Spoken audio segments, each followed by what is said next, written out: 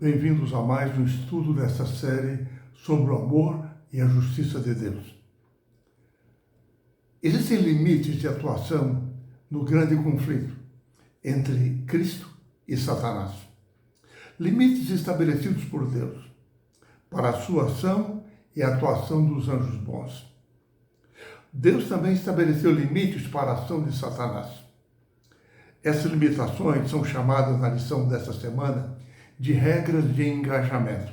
Serão objeto do nosso estudo. Em primeiro lugar, lembremos da natureza do grande conflito. Ele gira em torno do conflito sobre o caráter de Deus. Lúcifer passou a questionar o caráter de Deus ainda no céu, dando origem a um grande conflito moral quanto ao caráter de Deus. Ele foi expulso e a terça parte dos anjos com ele após uma batalha no céu. Deus não destruiu logo o inimigo no início do grande conflito, porque as suas acusações não podiam ser desmentidas pela força ou pelo poder. Todo o universo tornou-se um espectador do grande conflito. E a Terra tornou-se o palco principal no qual esse grande conflito hoje se desenrola. E no qual Deus prova o seu caráter. Deus permitiu, durante esse tempo, que o verdadeiro caráter e os objetivos do inimigo fossem manifestos, compreendidos, provados por todo o universo. Podemos dividir essa questão do engajamento, dos limites do grande conflito em duas partes.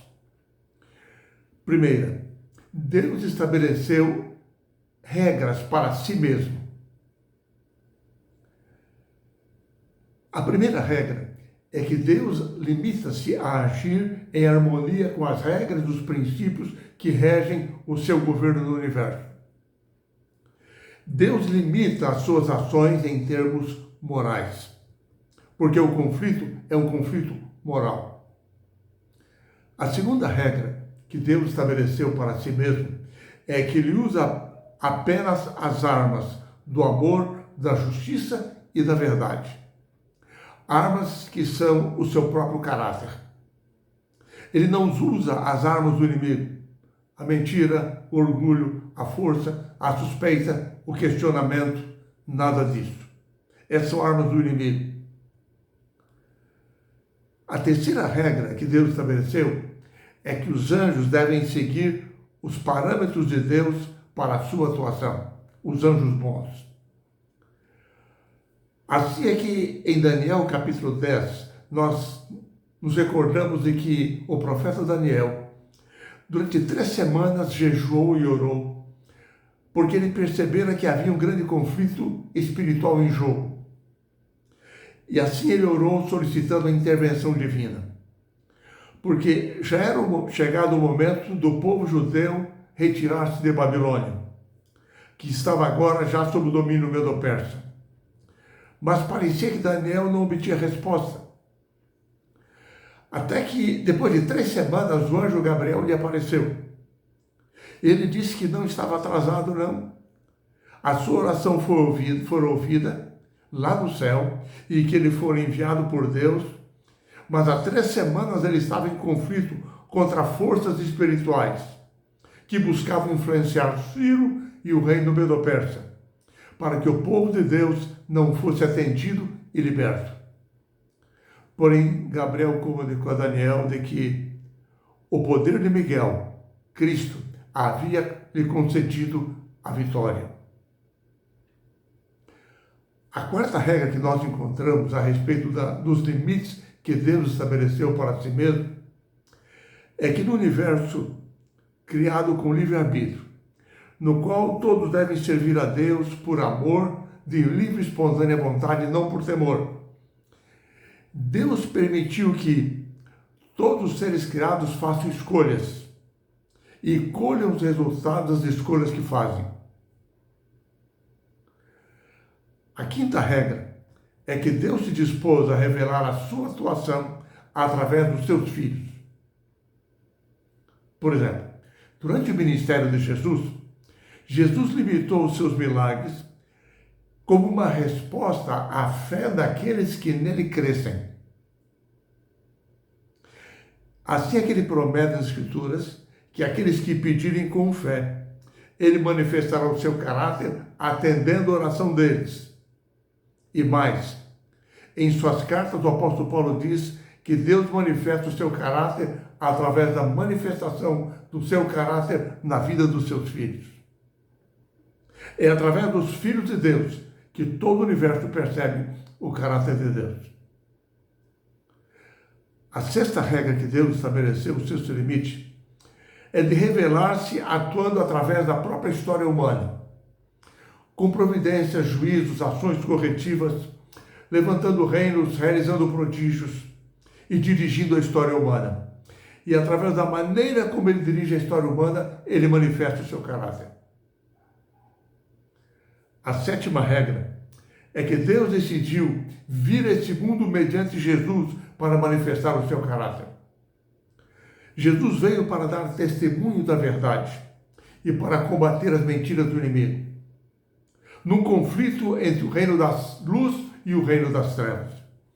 No verso para memorizar no início da lição desta semana, nós encontramos que aquele que pratica o pecado procede do diabo, porque o diabo vive pecando desde o princípio. Mas para isso se manifestou o Filho de Deus, para destruir as obras do diabo. Assim é que a oitava regra que nós encontramos que Deus estabeleceu para si mesmo é que, sem diminuir o seu poder, nem a sua autoridade, ele seguiria um curso de atuação através da história humana até chegar o momento de destruir completamente o mal. E ele o fará como está revelado no livro de Apocalipse. E como Jesus garantiu que ocorrerá ao final. Agora vamos a uma segunda parte. Deus estabeleceu também as regras para a atuação do inimigo. Deus limitou as ações do inimigo nesse conflito. Deus continua no controle do governo do universo e do que acontece nessa terra. Então, que regras Deus estabeleceu para a ação do inimigo? Várias delas, mas algumas delas. A primeira, devido ao livre-arbítrio, dadas as características do grande conflito, para que não agisse arbitrariamente, Deus permitiu que Satanás e seus anjos, limitados por alguns parâmetros que as Escrituras destacam quais são, eles continuassem a exercer o seu poder que eles possuíam como anjos, mas dentro de limites estabelecidos por Deus, conquanto mesmo assim o inimigo se recuse sempre a aceitar esses limites, mas eles foram estabelecidos por Deus. Por exemplo, como ocorreu na oração de Daniel no capítulo 10, quando anjos mal tentaram impedir a ação do anjo Gabriel. Porém, Miguel concedeu um poder maior aos seus anjos, que sempre sobrepujam em poder os anjos maus. Nós sabemos que diz a Escritura que mesmo assim os anjos maus continuarão em sua luta contra Deus, até a consumação dos séculos, o juízo final, quando eles serão destruídos. A segunda regra que Deus estabeleceu é que a ação do inimigo e de seus anjos está hoje restrita geograficamente a este mundo. Como assim?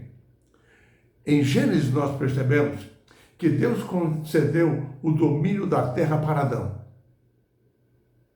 para cultivar e guardar.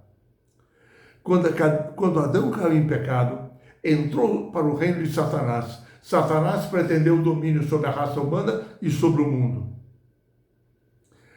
Na experiência do patriarca Jó, por exemplo, nós percebemos na sua história que o inimigo apresentou-se num concílio celestial nos dias de Jó, um concílio que reunia representantes de vários mundos criados. E ali o inimigo apresentou-se como sendo o Senhor dessa terra. Lembremos que Jesus chegou a chamá-lo durante o seu ministério aqui na terra de príncipe deste mundo. E nós encontramos isso também no texto para memorizar.